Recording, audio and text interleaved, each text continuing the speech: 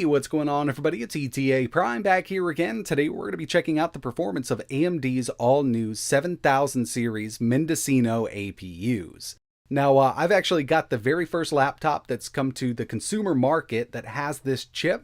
This is the Acer Aspire 3 A315 24P. Now, this video really isn't a review on this specific laptop. It's more about what these new 7000 Mendocino chips can do, and they do offer pretty great budget performance for what we have here. And you know, it's been a long time coming. We've been waiting for RDNA2 iGPUs to come to these cheaper Ryzen chips, and we finally got it with Mendocino. And really, what makes this little APU so exciting are, you know, budget laptops like the one we have here, and low-cost gaming handhelds. Now, before we get into testing, I do want to mention that this video is brought to you by URCD keys. I've actually been using this site for a couple years now. They do offer Steam keys, Origin, Uplay. They even offer Microsoft applications like Office, but the main reason that I use URCD keys is for their Windows keys. Right now, their Windows 10 Pro OEM key is $19.84, but if you use code ETA at checkout, you can get 25% off. And another great thing about buying from here is they do accept PayPal. I just did this build here. I need to activate Windows. I'm going to head over to my updates and security. We're going to go to activation. As you can see, I've got Windows 10 Pro, but it's not activated. So I'm going to change product key. I'm going to paste it in here, choose next, choose activate, and Windows is now activated. We're ready to go. My warning is totally gone, and basically that's it. They'll email your code once your payment is processed, and that's basically it. If you're interested in picking up cheap Windows 10 keys for your new PC builds, I'll leave a link in the description. We'll definitely see these new chips come to handhelds in the near future, and this really just gives us a chance to see what those handhelds can really do. This has been something I've been wanting to test since AMD announced these Mendocino chips, and we finally got our hands on one, so let's go ahead and jump into it. Okay, so for the system we're going to be testing today, we've got the brand new AMD Ryzen 3 7320U. Now the CPU side of things is actually based on Zen 2. That's how they're going to keep that cost down. It's a 6 nanometer 15 watt chip, but we can go up from 15 watts. 4 cores, 8 threads. We've got a base clock of 2.4 gigahertz and a boost up to 4.1. Now, one thing that I like to mention here is all of these Mendocino chips are going to have the same new RDNA2 iGPU. So if we went up to the Ryzen 5 7520U, basically the only difference we're going to get is a higher base clock and a higher boost clock. And all of them have the new AMD Radeon 610M iGPU. This is based on RDNA2. We've got a clock up to 1900 megahertz, but we've only got 2 compute units. So we've got 2 CUs with this new RDNA2 iGPU. And when you compare this to some of the older Vega iGPUs, those went from 3 up to, I believe, 10. There might have been a 12 somewhere in there. I can't really remember. But we are based on new architecture here, being RDNA2 as opposed to Vega. And another great thing we have going is DDR5 RAM. So this actually has LPDDR5 RAM running at 5500 megahertz. It is in dual channel, but we've only got 8 with this laptop. Like I said, this was the first one to come to market. Wish I could have got one with a little more, but we're still going to test this out and see what this new chip can do. And if you're not familiar with these integrated graphics, they don't have their own built-in VRAM, so they rely on system memory. We've got much faster memory here, given that we're using LPDDR5 as opposed to DDR4 on older Vega platforms, so this will also help out with performance. But yeah, I'm actually super excited to see what this thing can do, so let's go ahead and move over to Windows.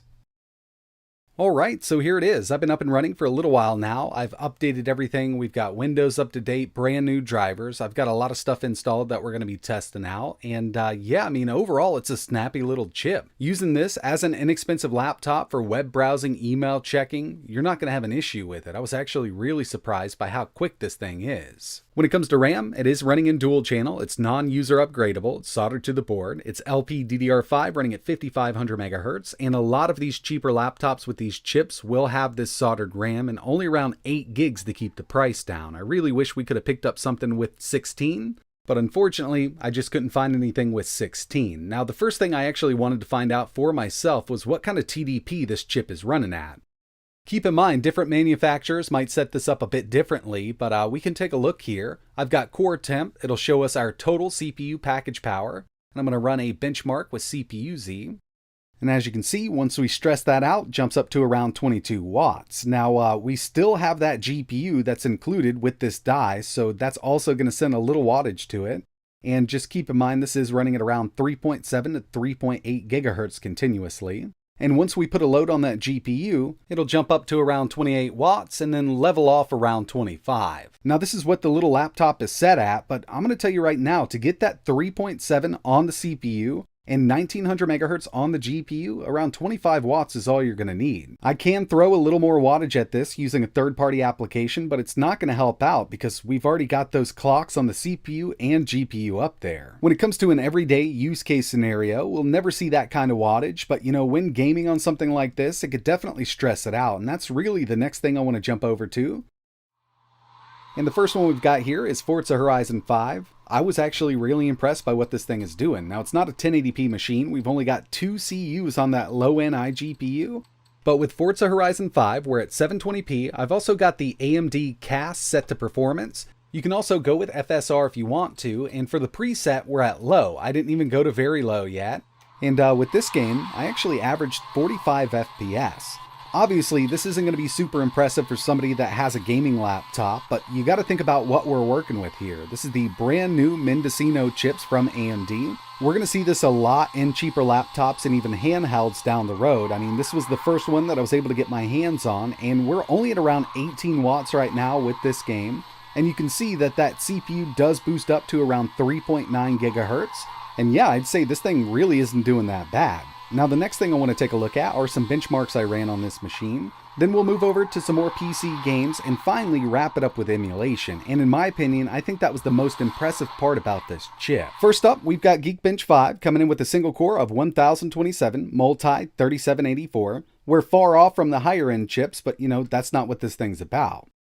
Moving over to some GPU benchmarks with 3D Mark Night Raid, total score 7591.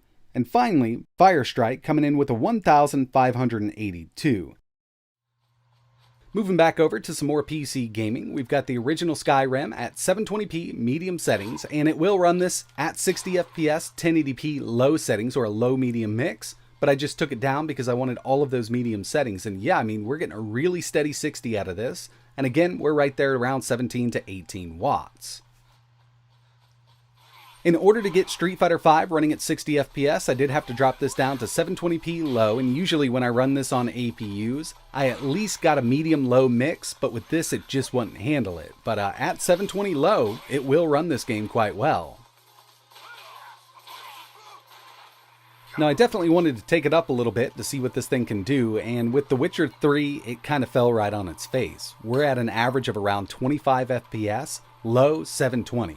And another thing I want to mention here is I did try some of the new Spider-Man games and even Doom Eternal. Unfortunately, my VRAM got maxed out. We've only got 8 gigs of RAM here, and this iGPU uses our system memory as VRAM, so we just kind of maxed out. If I had 16 in here, we could have tested those games out. It was so close with GTA 5. Here it is at 720p normal settings, and we got an average of 56 FPS. I mean, we just need a little more, and if this had an extra CU on that GPU, we could definitely run this. When it comes to PC gaming on this new chip, yeah, there are titles that we can run at 720p. You're kind of going to be limited to the older stuff. Indie stuff is also going to work really well. But now it's time to move over to some emulation testing, and this thing does an amazing job. First up, we've got Gamecube using the Dolphin emulator. F-Zero GX, and with this one we did have to drop it down to 720p, but all of the other stuff that I tested here with Gamecube and even Wii was able to go up to 1080, but when it comes down to it, F-Zero GX is a harder one to emulate, especially the track we're on right now for these lower end chips. But here's some Wii using the same emulator, 1080p, Vulkan, Tatsunoko versus Capcom, running great here. And all in all, about 10 watts is what this thing is going to pull for Gamecube and Wii. And we can go up from there. I mean, if we wanted to up the resolution, it actually might handle 1440 with some of the easier to emulate games, but they still look great here at 1080. And I mean, even at 720, we've still got to upscale and they play fine.